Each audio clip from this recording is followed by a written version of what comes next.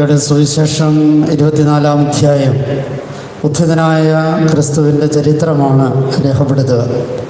ഉദ്ധിതനായ ക്രിസ്തു എമാവുസിലേക്ക് പോയ ശിഷ്യന്മാരോടൊപ്പം യാത്ര ചെയ്യുന്ന സംഭവമാണ് ഇന്നത്തെ വചനത്തിൽ നമ്മൾ വായിച്ചു കേൾക്കുക. ക്രിസ്തു ഒരു അപരിചിതൻ്റെ ഭാവത്തിലാണ്, അല്ലെങ്കിൽ ആ യാത്രക്കിടയിൽ കൂടിയിട്ടും ശിഷ്യന്മാർക്ക് മനസ്സിലായില്ല എന്ന് സാരം. ഉദ്ധിതനായ ക്രിസ്തുവിനെ രൂപഭാവങ്ങളിലല്ല തിരിച്ചറിയേണ്ടത് എന്ന് സാരം. നമ്മൾ പലപ്പോഴും യേശുവിൻ്റെ ചിത്രം നമ്മുടെ മനസ്സിലുണ്ട്. ആ ചിത്രത്തിനനുസരിച്ചാണ് യേശുവിനെ അനുഭവിക്കാനായിട്ട് ശ്രദ്ധിക്കുക. എന്നാൽ ഉദ്ധിതന് രൂപവും ഭാവവും പ്രത്യേകിച്ചൊന്നില്ല. ഏതൊരു രൂപത്തിലും ഏതൊരു ഭാവത്തിലും ആകാം എന്നർത്ഥം. എൻ്റെ ജീവിത പങ്കാളിയുടെ, എൻ്റെ മക്കളുടെ, എൻ്റെ മാതാപിതാക്കന്മാരുടെയൊക്കെ രൂപവും ഭാവവും യേശുവിനാകാം എന്നാണ് നമ്മൾ തരുണത്തിൽ മനസ്സിലാക്കേണ്ടത്. വചനം വ്യാഖ്യാനിച്ച് അവൻ അവരുടെ കൂടെയായിരുന്നു, അവരോടൊപ്പം യാത്ര ചെയ്തു. പക്ഷേ സന്ധ്യയാകാറായപ്പോൾ അവൻ വിടവാങ്ങാനായിട്ട് ശ്രമിക്കുകയാണ്. അപ്പോൾ ശിഷ്യന്മാർ അവനെ കൂടെ താമസിക്കാൻ ക്ഷണിക്കുകയാണ്. ഉദ്ധിതനായ ക്രിസ്തു ഇടിച്ചു കയറി അല്ലെങ്കിൽ വലിഞ്ഞു കയറി നമ്മുടെ ഭവനങ്ങളിലോ നമ്മുടെ കുടുംബങ്ങളിലോ നമ്മുടെ ആത്മാവിലോ വസിക്കുന്നവനല്ല, മറിച്ച് ക്ഷണിച്ചാൽ മാത്രം വരുന്നവനാണ് എന്ന് സാരം. നമ്മുടെ ഓരോരുത്തരുടെയും ജീവിതത്തിലേക്ക്, നമ്മുടെ കുടുംബത്തിലേക്ക്, നമ്മുടെ തൊഴിൽ മേഖലയിലേക്ക് ക്രിസ്തുവിനെ ക്ഷണിച്ചാൽ മാത്രമേ ആ ക്രിസ്തു അവിടെ ഉണ്ടാവുകയുള്ളൂ എന്നാണ് നമ്മൾ മനസ്സിലാക്കേണ്ടത്.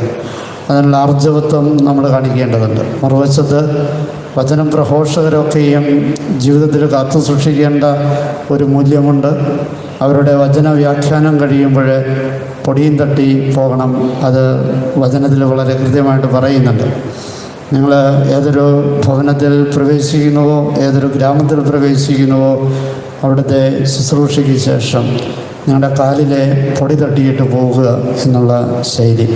പലപ്പോഴും ഈ സന്യസ്തരും വൈദികരും വചനപ്രഘോഷണ മേഖലയിൽ ഏർപ്പെട്ടിരിക്കുന്നവർക്കൊക്കെയുള്ള ദുരന്തം, പൊടി തട്ടി പോകേണ്ടതിന് പകരം എന്തെങ്കിലുമൊക്കെ ആയിട്ട് പോകാൻ ശ്രമിക്കുന്നു, തിരിച്ചു വന്ന് ഏതെങ്കിലുമൊക്കെ കുത്തിത്തിരിപ്പുണ്ടാക്കാൻ ശ്രമിക്കുന്നു എന്നൊക്കെയുള്ളത് വലിയ ദുരന്തമാണ്. അപ്പോൾ വചനപ്രഘോഷകർ കാത്തു സൂക്ഷിക്കേണ്ട ഒരു മൂല്യമുണ്ട്. അവരുടെ പ്രഘോഷണം കഴിയുമ്പോൾ പോകേണ്ടവരാണ് എന്ന തിരിച്ചറിവ് അവർക്കുണ്ടാകണം. ഒപ്പം ഈ വചനം കേൾക്കുന്നവരിലും ഉണ്ടാകേണ്ടതുണ്ട്.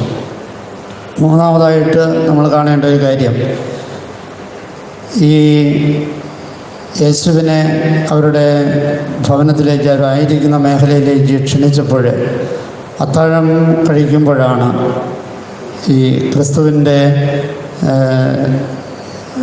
ശൈലി കണ്ടിട്ടാണ് അവൻ ക്രിസ്തുവാണ് എന്ന് തിരിച്ചറിയാം. അപ്പം മുറിക്കലിലാണ് ക്രിസ്തുവിനെ അവർ അനുഭവവേദ്യമാകുന്നത് എന്ന് സാരം.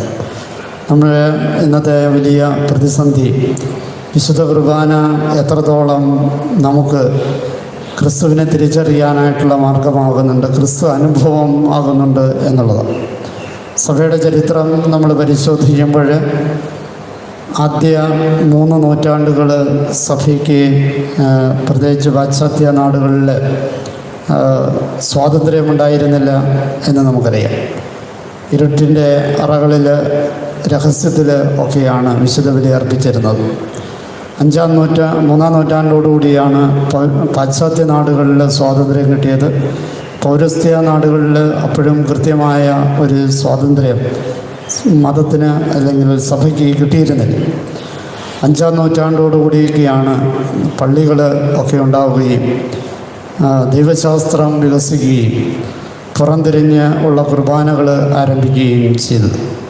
പിന്നീട് അവിടുന്ന് 2-ാം വത്തിക്കാൻ കൗൺസിൽ വരെ ദൈവശാസ്ത്രത്തിൻ്റെ തീവ്രതയിൽ എല്ലാ സഭകളിലും ദൈവശാസ്ത്ര വീക്ഷണത്തെ അനുസരിച്ച്, ദൈവശാസ്ത്രം എന്ന് പറയുന്ന മനുഷ്യൻ്റെ ചിന്തയാണ്. അപ്പോൾ മനുഷ്യൻ്റെ ചിന്തയനുസരിച്ച് വിശുദ്ധ ബലി അർപ്പിച്ചു. അതിൽ ഒട്ടേറെ പാകപ്പിഴകൾ ഉണ്ടായപ്പോഴാണ് 2-ാം വത്തിക്കാൻ കൗൺസിലിൽ ജനാഭിമുഖ കുർബാന ആക്കിയത്. അങ്ങനെ നമ്മുടെ സഭയിലുമൊക്കെ ജനാഭിമുഖമാക്കി ഇപ്പോഴാണ് വീണ്ടും തിരിഞ്ഞ് ചിന്തിച്ചു തുടങ്ങുന്നത്. ഇവിടെ ക്രിസ്തു അനുഭവം വിശുദ്ധ കുർബാനയിൽ ഉണ്ടാകുന്നുണ്ടോ എന്നുള്ളതാണ്. ക്രിസ്തുവിൻ്റെ കുർബാനയാണെങ്കിൽ ക്രിസ്തുവിൻ്റെ അനുഭവം വിശുദ്ധ കുർബാനയിൽ ഉണ്ടാകണം. അപ്പം മുറിക്കുന്നത് കണ്ടിട്ടാണ് അവർ ക്രിസ്തുവിനെ തിരിച്ചറിയുക. കാണാൻ പറ്റാത്ത അപ്പം മുറിക്കൽ വിശുദ്ധ കുർബാന നടക്കുമ്പോൾ അത് വിശുദ്ധ കുർബാനയാകുമോ ഇല്ലയോ എന്നുള്ളതാണ് ചോദ്യം. അത് ക്രിസ്തുവിൻ്റെ ബലിയാകുമോ ഇല്ലയോ എന്നുള്ളതാണ് പ്രശ്നം. തീർച്ചയായിട്ടും ഓരോ വിശുദ്ധ ബലിയിലും അപ്പം മുറിക്കലിലൂടെ ക്രിസ്തുവിനെ കണ്ടെത്താനായിട്ട് നമുക്ക് സാധിക്കണം. അതിനുള്ള കൃപയ്ക്ക് വേണ്ടി, സാഹചര്യത്തിന് വേണ്ടി പ്രാർത്ഥിച്ചുകൊണ്ട്, യാചിച്ചുകൊണ്ട് ഈ ബലി നമുക്ക് തുടരാം.